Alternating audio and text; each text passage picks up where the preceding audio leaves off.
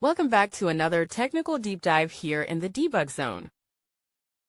Today we're tackling a big question and breaking it down with us from other users. Hopefully this clears up some misconceptions and helps you get the answer you need.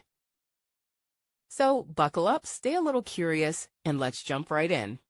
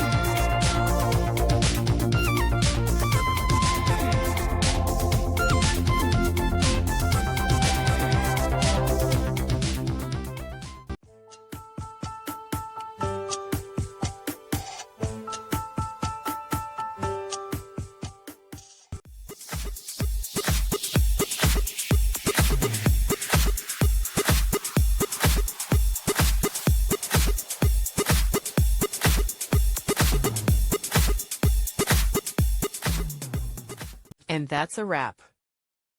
I hope you found the answer you were looking for. If you did, take a second to hit that subscribe button. It really helps out. And let me know in the comments which solution worked best for you. See you next time in the debug zone.